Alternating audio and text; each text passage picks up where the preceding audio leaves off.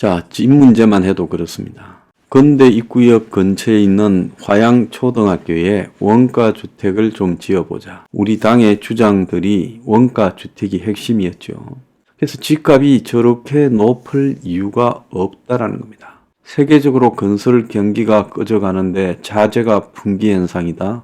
온 사방에 백수가 넘치는데 인건비가 너무 올랐다. 그러면서 하는 이야기가 뭐라고 합니까? 이제 서울 시내에 분양되는 새 아파트의 시세가 전부 기존 구축 아파트 시세보다 높습니다. 아파트 분양가는 그야말로 원가에 적정 이윤을 더해서 책정되는 게 아니라 실제 거래되는 아파트의 현 시세보다 더 높게 책정되는 것이 현재 한국의 아파트의 가격이라는 겁니다. 이게 얼마나 불합리한 이야기입니까? 고작 34평짜리 아파트가 기본적으로 한 12억씩 하는 나라. 이게 정상적인 세상이라고 생각합니까? 우리보다 소득이 2배보다도 더 되는 미국에서 평균적으로 주택 가격이 45만 달러 정도 합니다. 많이 올랐는데도요. 그런데 한국은 그런 미국, 우리 2배, 소득 2배가 되는 미국보다도 집값이 2배 이상 높습니다. 그래서 대부분 사람의 일생이 집이라는 데 매여가지고 집 하나 장만해 보겠다고 평생 아등바등 인간다운 삶을 누리지 못하고 은행에 대출 받아서 장만했다가 그 대출 갚는다고, 또 조금 그보다 낫다면 집을 옮겨 다니면서 투기해서 돈 번다고 그렇게 살아가고 있습니다. 이것이 옳은 것이냐는 겁니다. 이런 세상은요, 이건 있을 수 없는 세상이다. 그야말로 이것은 지옥이라고 생각을 합니다. 그런데 누구 하나도 지옥에서 살아가는 것이 왜 당연한가? 이 지옥을 벗어나서 우리도 싱가포르처럼 살 수는 없는가? 한국같이 세계적으로 투기화된 나라, 그래서 온 국민이 은행에 주택담보대출이라는 빚을 지고 있는 나라, 정부가 정책 모기지란 이름으로 집 사라고 바람 잡는 나라, 자, 이런 나라에서 벗어나서 살 수는 없을까요? 그래서 2, 3억으로 내 집을 사서 좀 모아서 저축하면 30대 후반쯤에 내 집이 자연스럽게 마련되고, 그러면서 이후 사교육 걱정 없이 살아가는 이런 나라는 만들 수 없을까요? 그리고 애들 하나 키우는데 지금 요즘 맞벌이 하지 않으면 키울 수가 없습니다. 그래서 부부가 다 맞벌이를 해야 되는데 애를 맡길 데가 없습니다. 인구 감소로 어린이집, 유치원 이런 게 다 사라져 갑니다.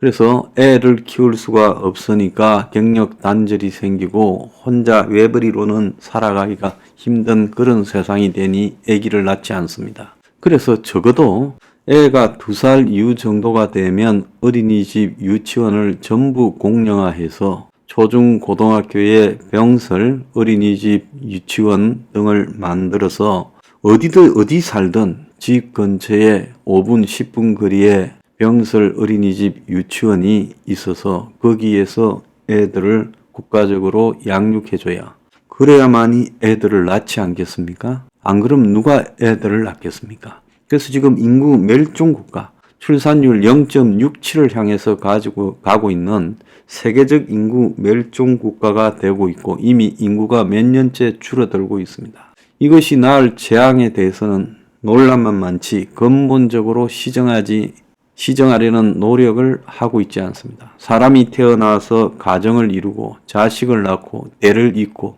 이것은 과거에 우리가 초급 목피하던 시절에도, 조선시대에도 고려시대에도 삼국시대에도 했던 일인데, 이제 역사상 대한민국이 가장 잘 산다는 21세기에 대가 끊어져 간다. 이게 말이 되는 이야기입니까?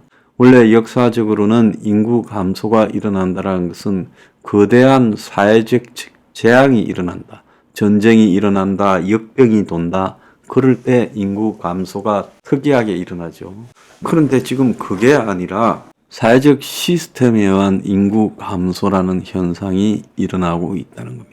이건 우리가 살아가는 방식이 잘못됐기 때문에 이 방식을 고치자는 겁니다. 근데 누구도 본질은 말하고 있지 않습니다. 애를 왜 안 놓느냐? 높은 집값, 사교육, 그리고 보육의 문제, 이 세 가지 때문에 안 놓는데 말을 하지 않습니다. 자, 우리는 누구나 다 늙어가고 누구나 다 죽어갑니다. 그러면 요양이라는 문제가 얼마나 중요한가에 대해서 우리는 모두가 절감을 합니다. 언젠가는 나도 여러분도 요양병원에 갈 수 있습니다. 그런데 사람의 수명이 길어지면서 솔직히 건강 수명은 짧아지고 이제 나이가 들어서 건강하지 못한 노년을 보내는 경우가 굉장히 많습니다. 자, 그럴 때 옛날에는 다들 집에서 노인을 모시다가 돌아갔지만 이제는 노인이 몸이 불편해지면 요양병원에 가게 됩니다. 그리고 또 죽음이 임박한 노인들은 사실 호스피스 같은 병원에 가야 되는데 그들도 요양병원에 있습니다. 근데 그 요양병원이라는 게 사무장 병원에 돈벌이에 혈안이 된 의료보험을 갖다가 갉아먹는 일종의 돈벌이 수단이 되어가고 있는데 여기에 대해서도 지금 누구도 본질적인 개선을 하려고 하지 않습니다. 노인 요양 간병 체계가 공영화되어야 된다는 것은 이것은 현대판 고려장을 방지하는 유일한 방법입니다. 부모가 요양병원에 가게 되었을 때 부모와 자식 간에 벌어지는 그런 갈등들을 겪어보지 않은 사람들은 모를 겁니다. 제가 요양병원에 우연히 몇 번 보고 그 실태를 충격을 받았습니다. 그래서 이 현대판 고려장 제도를 없애야 된다. 근데 막상 거기 들어가는 사람들은 아무런 이 자신의 정치적 의사를 표출하거나 그들끼리 단결할 수 있는 그런 대상이 되지 못하고 무기력한 그야말로 죽어가는 노인들입니다. 제가 그래서 노인분들한테 말씀을 드립니다. 노인회가 만들어졌으면 노인회에서 국가적인 공공요양체계를 마련하라고 주장해야지. 그 이상의 더 중요한 이야기가 뭐가 있습니까? 공원에서 모여서 바둑 두고 장기 두는 노인분들, 그리고 정치 토론하는 노인분들, 남 걱정할 게 아니라 당신들의 미래를 위해서 그야말로 노인 공공요양체계, 지금 공립요양병원이나 요양원에 들어간다는 게 하늘의 별 따기라는 걸 다 알고 있지 않습니까? 얼마나 들어가기 어렵다는 걸 모두가 알고 있습니다. 그런데도 이런 것들이 방치되고 있습니다. 자, 지금 젊은 사람들은 일자리가 없습니다. 그래서 앞으로 점점 더 일자리가 없어질 거고 그동안에 자영업으로 이런 것들을 많이 해소했지만 이제 자영업도 다 망해서 거기서도 실업자들이 쏟아져 나오고 있습니다. 이 민간 기업이 일할 수 있는 여건은 점점 악화되고 민간 기업 중에서도 약육강식, 부익부 빈익빈이 이루어지면서 이제 기업이 고용을 창출하는 시대는 끝나가고 있습니다.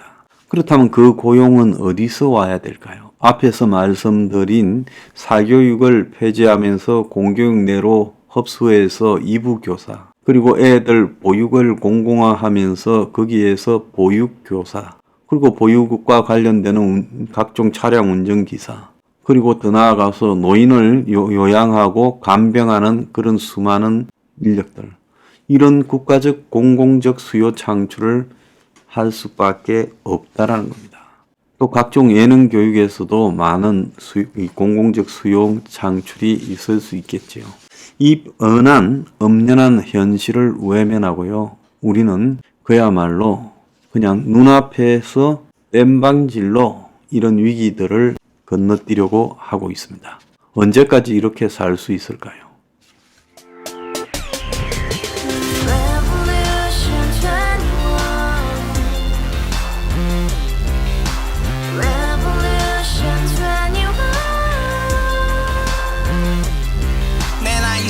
월세 30 코인빚만 300 서울에 온 지 벌써 10년 아둥바둥 버텼지만 여전히 난 반지 하에 제왕 곰팡이 연문제약 내비랑 깡통망통 완전히 폭망 고시원 창문만큼 작아진 내 꿈 연애 결혼 내 집 모든 게 헛꿈 1년 전 떠난 여친 울며 말했지 같이 살자 평생 가본 게 꼬꼬꼬라지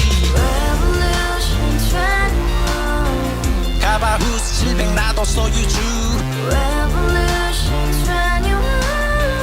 가바후스 700 나의 소유주 택시기사 우라부지 마트 캐셔 울어문니 우리 집안 다 털어봤자 후줄 그래 개선민 내 미래 거기서 팍 끝나 끝난 거지 빡더 이상 노력 따윈 괴물이 스펙 찾아서 말리 비오는 날 알바 잘려 맨날 학원 날 개쳐 발려 밤비 내리는 양화대교 홀로 걷고 있을 때 현수막에 아로 새겨진 평당 700짜리 아파트 다같이 소리 질러 혁명 21 Revolution 21 가바우스 700 나도 소유주 Revolution 21 가바우스 700 나의 소주 You and I, we live together in the house Brand new day, and your dream had just begun Yeah